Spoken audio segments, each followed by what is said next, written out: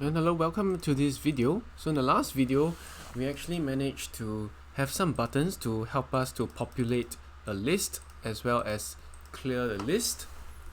Okay, so yeah.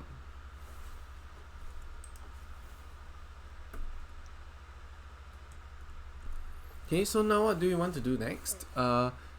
What's this here? Yeah, what do we want to do next? We want to actually give ourselves some forms to fill in. So instead of just pressing populate, we should be able to have forms over here where we can enter the name, the component type, the temperature, pressure, mass flow rate of whatever component that we have.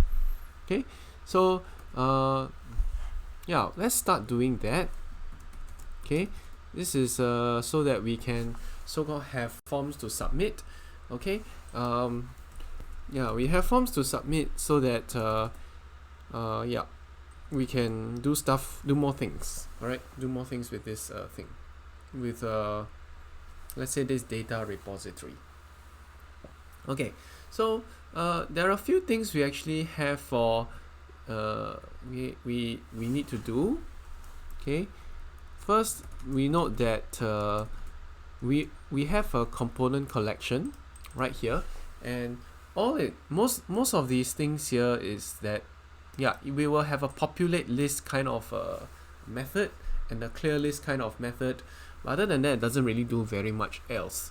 Okay, the thing is that we tend to want to extend the functionality of this. Okay, we want to extend the functionality of this list. So let's say we want to add a, what do you call that?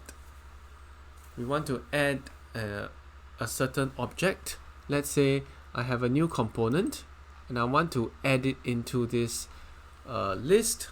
Can I do it? I should be able to do it. Yeah, so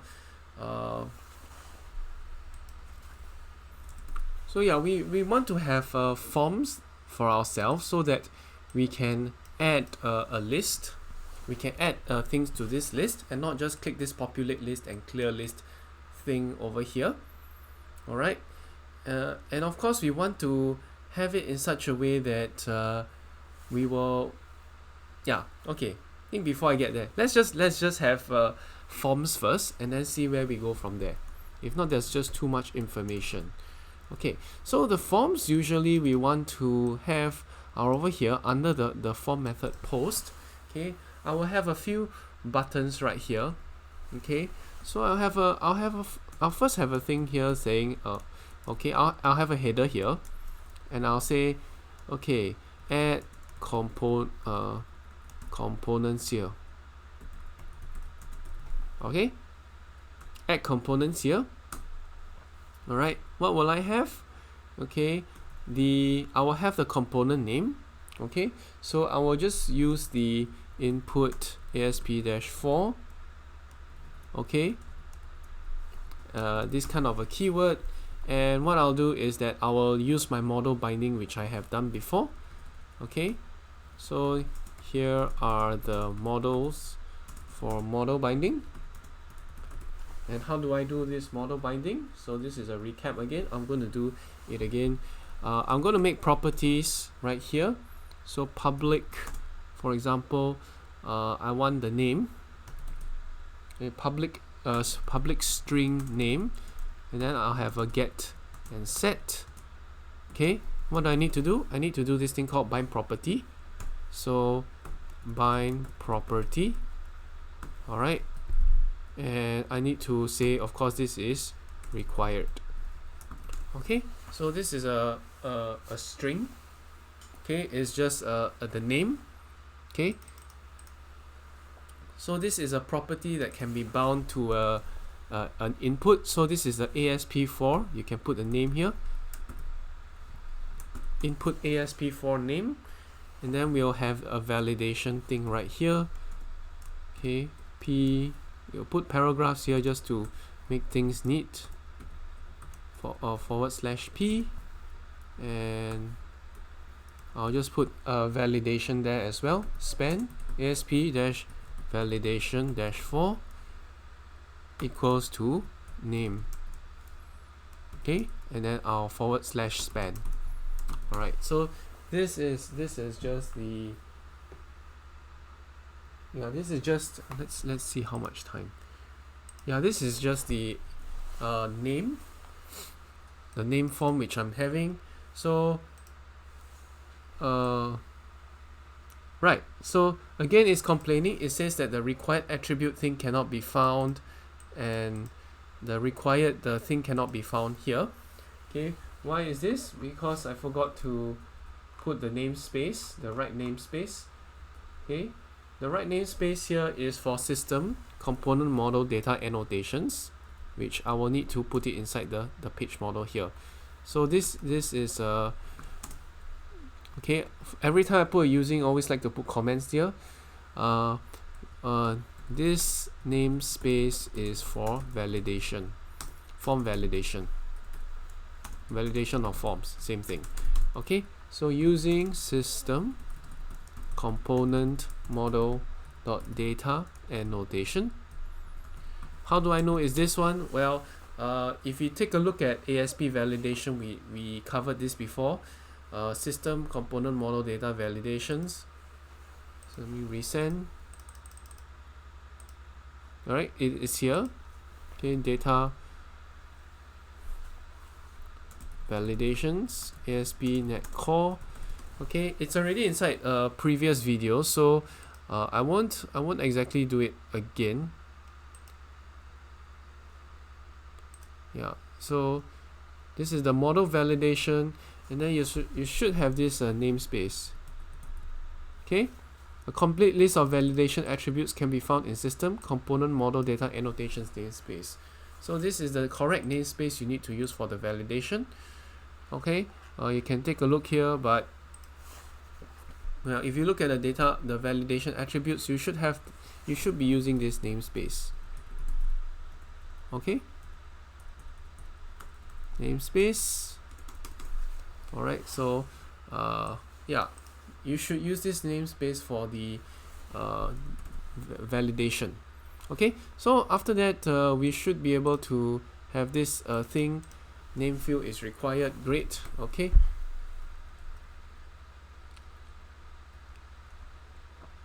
okay, so we can of course put a clear all and populate. All right, so that's fine. So now every time we have this name, we submit this input here, ASP4. We can it will automatically be bound to this property right here. Okay, not only do I want name, I want component type, temperature, everything else as well. So I'm just going to copy and paste this several times. So paste. Okay, maybe I'll put 5p, so I can paste it 5 times. So now I have so many of these. Let me undo that. Alright, so let me resend.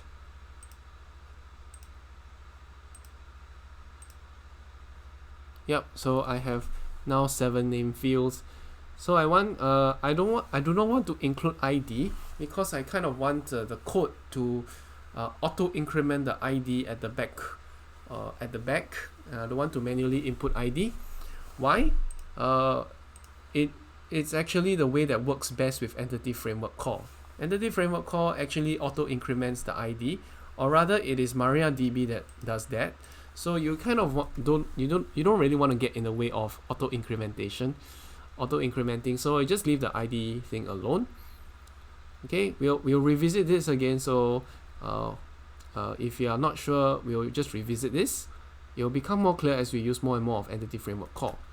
So let's have a few things, like for component type, change in inverted commas component type. I'll change this as well using the full stop to repeat the vim command. Temperature C, pressure pascals. So let's do it. Change in CI, inverted commas, temperature C. Okay, and then of course change in inverted commas, pressure pascals. let's see how much time. Yeah, 10 minutes in. Pressure pascals, and last thing, maybe I'll just use the yank code. Yank in Word, and then I will delete in words and paste it here. Oh, undo. Let me try the yank in Word again. Yank in Word, and I'll paste it here. Alright, now I'll delete Word, paste it here. Oops, undo. Yank in Word, paste it here.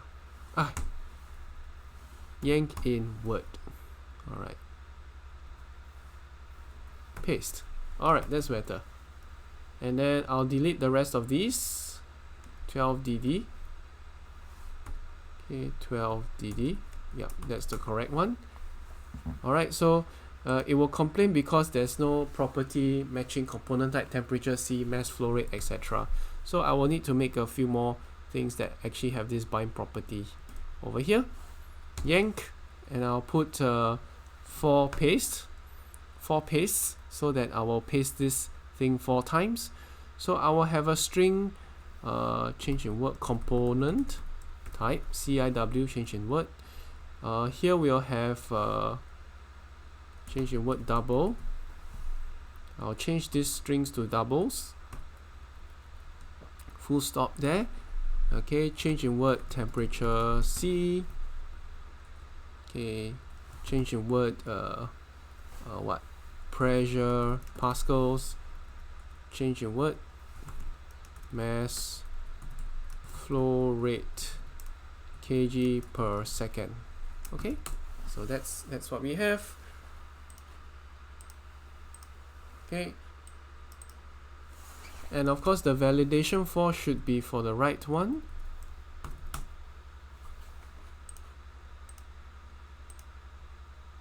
Resend. Right, so now we have the right fields here. Of course, again, the formatting isn't nice, but at least you know what each thing is for. Last but not least, I would like to actually put all this all these comments. Enter component name here. Okay, next is enter component type here.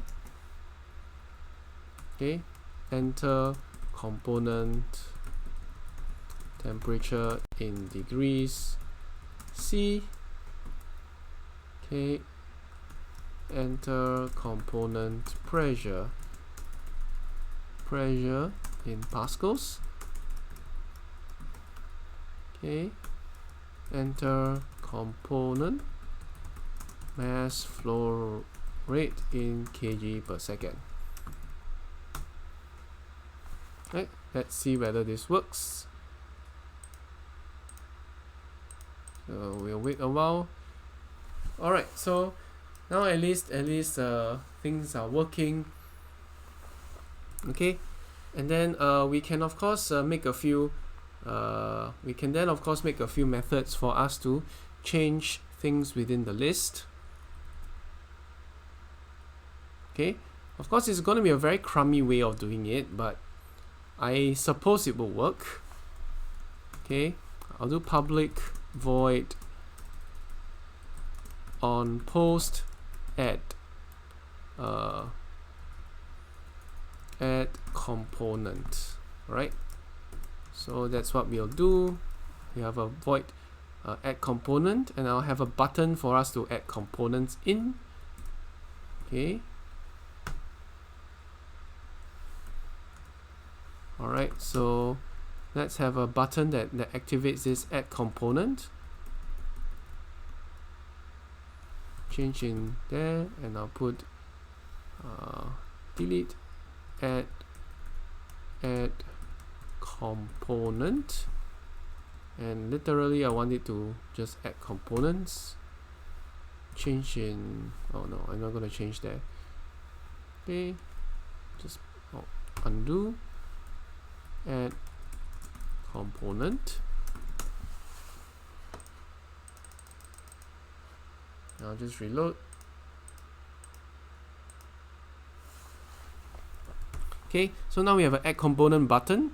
Okay, the add component button should literally just add components right there.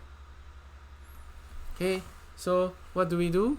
We'll have a new component equal okay, let me try. Component new component equals to component, wait, no, component new component equals to new component. Alright, that's how we make a new object. New component dot id equals, maybe I'll just leave it as 1, or rather, I rather have the sort of things happening behind the scenes. Okay, but anyway, I need to set the names and everything as well, unfortunately. Okay, let's see. Okay, I'll just write a very crummy method first, and then we'll just change it as we go along. Okay, new component dot id equals to 1. New component. Okay, why am I doing this? Copy and paste. 5p. Alright. Change word. Name equals to, well, what name do we want? We want this name.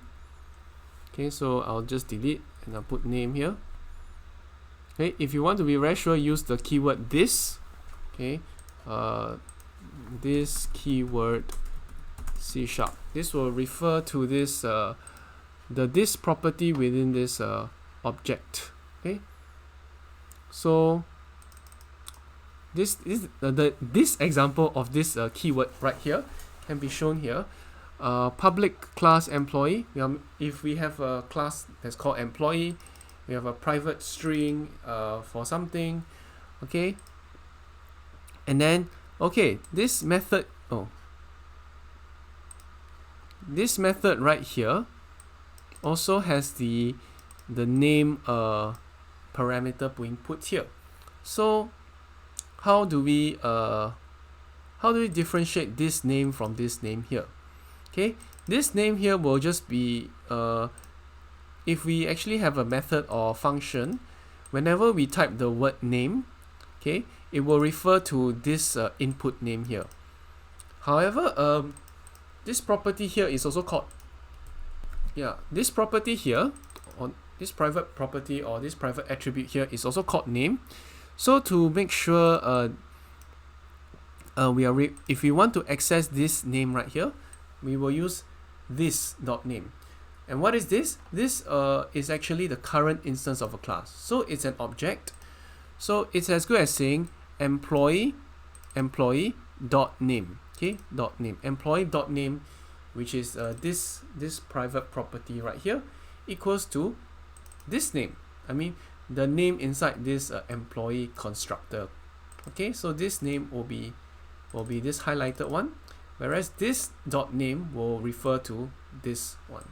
Okay, so it can be used for attributes, and it can also be used for properties as well, and also functions or methods. Okay, but that's enough. Let's just keep going. Change word component type. Change word. Undo component type. All right. And let's give it some temperature. Temperature C equals to, alright, let me put this. Undo, insert, undo, insert this dot component type, this dot temperature C. Last two will be the pressure and mass flow rate. So let's yank in word YIW. I'll put this here. What? That was supposed to be pasting. Yank in word. Okay, press the P to paste. Paste it. and then paste it.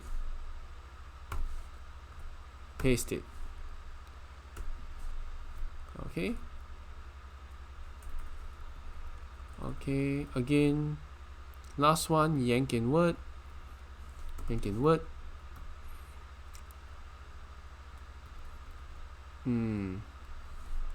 I'll delete, paste.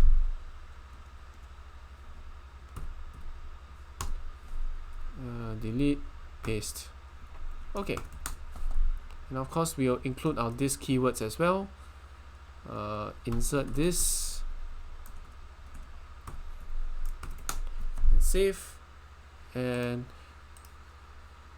we can resend all of these things. Okay, so we should have a component. I think we should be able to add. Oh, we have not even added it in yet. We have not added the new component. So component collection dot list. Okay, I will have this component collection dot list. Component collection dot list dot add new component, because there is a list object.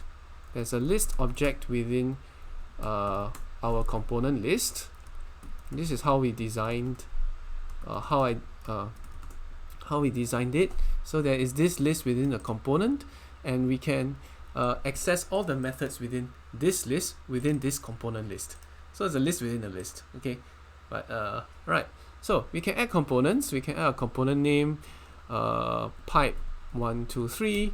This is our component type of pipe. Maybe it's a 200 degrees C, 200,000 pascals, 0.8. Okay, whatever.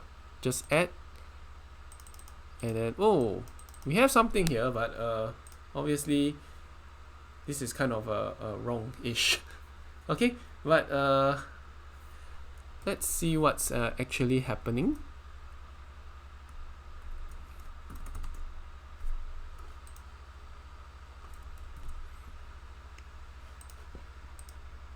Okay.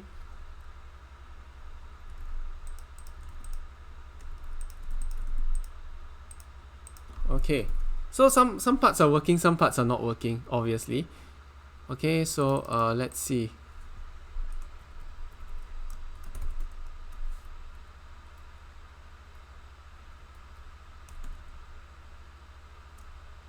Okay, the add component is actually being given.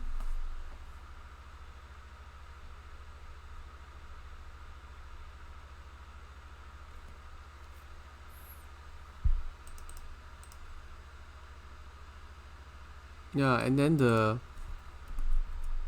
I think I want to give it some spaces here.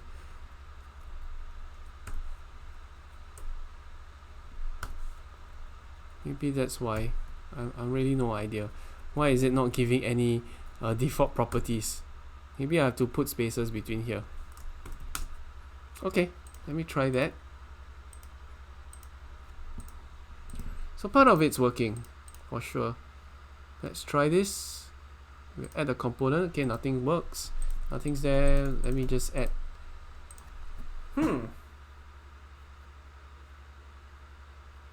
Okay. It's not working the way I want it to.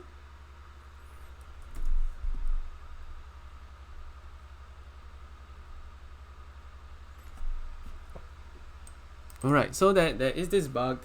I have no idea what's going on at the moment, but okay, I'll revisit this in the next video. Hopefully by then I would have known what the bug is.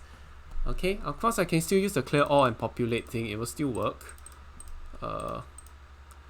Yeah, it will still work nicely, but somehow the all of these things are not working. Okay, I will look more into it, and I'll get back to you in the next video. Okay, thanks.